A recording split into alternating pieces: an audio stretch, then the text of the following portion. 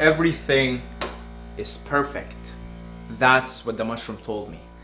Anyway, that's what the mushroom told me the last time we spoke, which was recently as I'm making this video. So I'll give you guys a little bit of setting here. I went to visit a friend in a different city, and he's a friend that I trip with often, and we haven't tripped in a while together. And he said, you know, why don't you come down and we'll do some mushrooms and we'll hang out. We'll go to some of the old nature places that we used to go to and we'll hang out. And that's exactly what we did. And we both took about 3.5 or 4 grams of mushrooms. And it was a cold day. Okay, I mean, to give you a little bit of contrast here, you know, just to give you a little bit of what you can expect. Maybe it's gonna be better from this window here. Yeah. Anyway, it's really bad there. It's January here, Canada, right? So, well, like, what do you expect, right? It's like duh. So, we went out to nature and we took the mushrooms, and we both sort of separated because we have an agreement that, you know, when the mushroom takes over, you just tend to want to be alone. You tend to want to go into an introspection phase. You want to just go inwards and see what the message is. Because, mind you, like, no two people will ever have the same mushroom experience, psychedelic experience. It is impossible, because the message that everyone needs at that particular time is going to be completely different. This is why some people use psychedelics for healing. Some people use psychedelics to become one with the Godhead. Some people use psychedelics for a good time. Because it really depends on what exactly it is that you need in that particular moment. For maybe all you need is a good time, is a laughter. Maybe you need some sort of a deeper lesson. Maybe you need to release emotions. Whatever it is, you need some healing.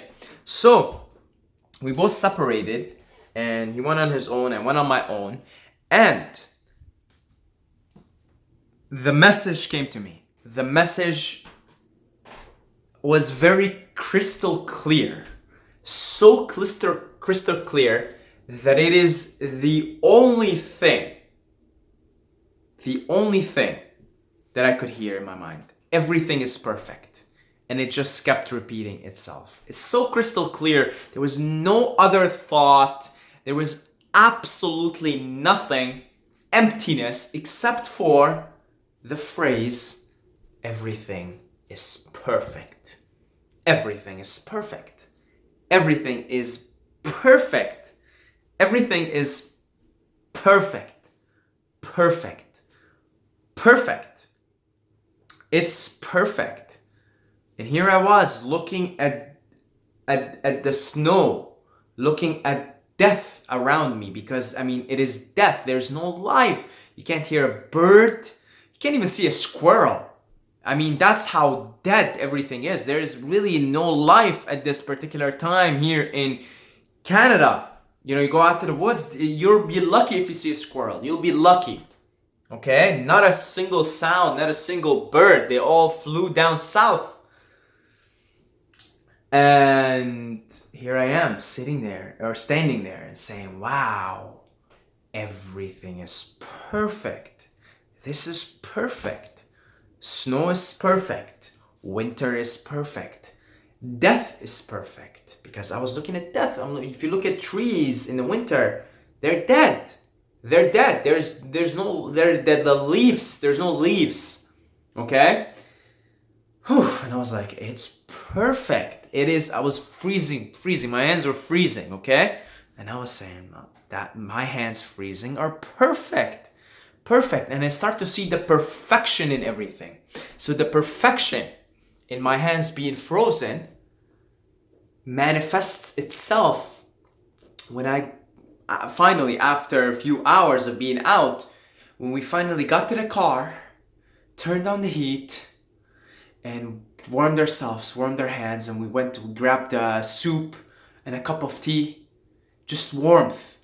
See, the perfection of my hands, of my body being frozen, of feeling like I'm freezing here, is the subsequent feelings of warmth, because warmth cannot be perceived without coldness. You see the perfection of it. You see the perfection of the contrast that nature provides us in this human experience. It's perfect. Perfect doesn't mean it's good. It doesn't mean it's lovey-dovey. It doesn't mean I'm having a good time. Perfect just means it's complete. It's done. It's perfect. It's just wow. Like, it's perfect. It's perfect. Winter is perfect. My hands being frozen there, being out. I mean, like, we were out for about 3 hours. By the time we got to my friend's car, and by the time, we went and we got a soup and stuff, like, it took probably an hour just to warm up, because we were so cold by the end of it. We were so cold. But because all I could hear, the crystal clear message of everything's perfect, I'm there in the middle of it. I'm like, this is perfect. I'm looking at the snow, and there's no life, and there's no birds, and it's cloudy. We haven't seen the sun in so long. And I was like, this is perfect. Now, this is in complete contrast with my trip last winter, exactly around the same time, with the same friend. Coincidentally with the same friend, where I was crying, and I was out, and I was like, there's no life here, where I haven't seen the sun in so long, and I was crying.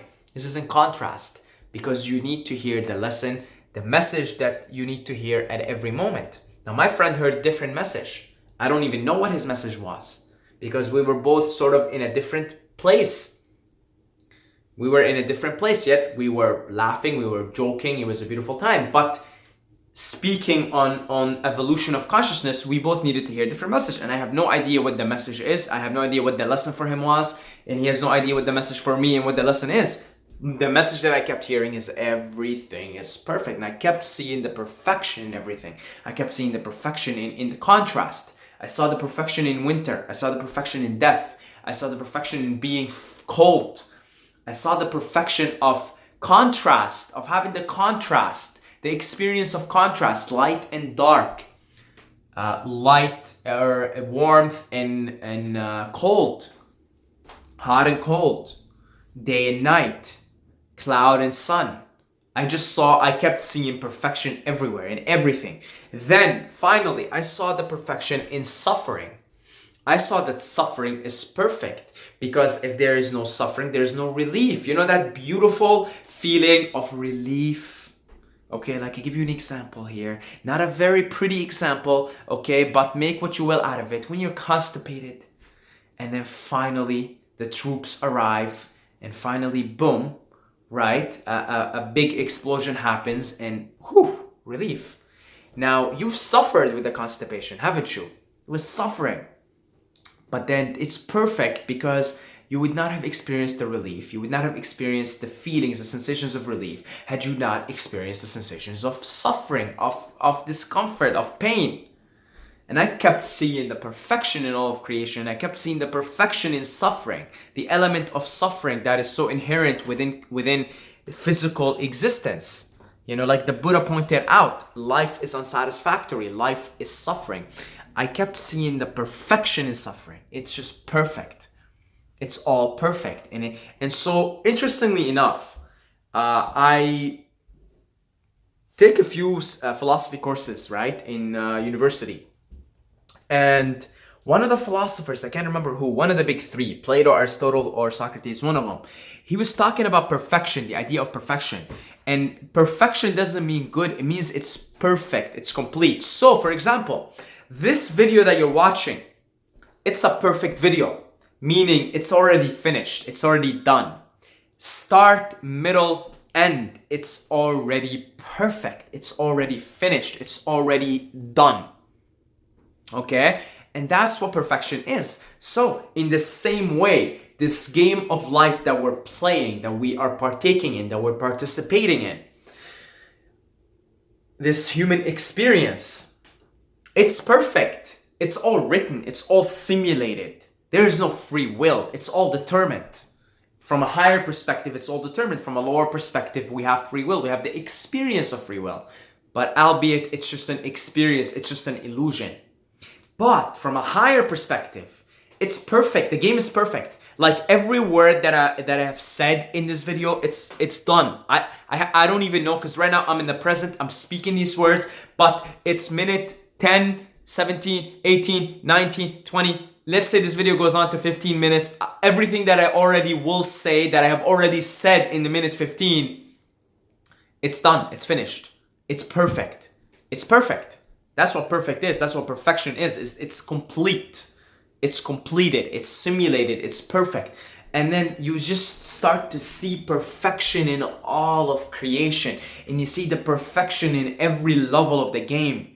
At the higher levels, you see how perfect everything is. At the lower levels, you see how perfect everything is. You see the perfection in pain. You see the perfection in suffering. You see the perfection in relief. You see the perfection in pleasure. You see how the yin and the yang complete each other. How the duality completes itself. Nirvana and samsara are the same. Even nirvana and samsara. Samsara is a cycle of death and rebirth. Nirvana is liberation. There would be no liberation if there was no prison to begin with. Because you can think of samsara, the cycle of death and rebirth, as a prison for the soul. Self-inflicted prison, that is. Because God is perfect. And because God is perfect, the Godhead is perfect, the divine, the consciousness is perfect, it is incapable of perceiving, of creating, because we're in the mind of God. Let's say perception. It is incapable. Consciousness is incapable of perceiving anything imperfect. So imperfect creation, impossible. Imperfect event, impossible. Because the entity, the consciousness that is imagining, that is dreaming all of this, it's a perfect consciousness. It's a perfect entity. And if you're a perfect entity, you can only create the illusion of imperfection. But you cannot actually perceive of anything that is imperfect. So it's all perfect. All the little things. Now, you can take it into your childhood. You can see where things happen to you in your childhood. Maybe you have been sexually abused. Maybe you have been physically abused. Maybe you have been bullied. Maybe you have had overweight issues and you were bullied for it or whatever. And you can begin to see the perfection of those circumstances. Just how perfect it is for you to be in that exact same circumstance, in that exact same position. And throughout the trip, all I could see is perfection. Perfection, perfection, perfection, perfection. The other thing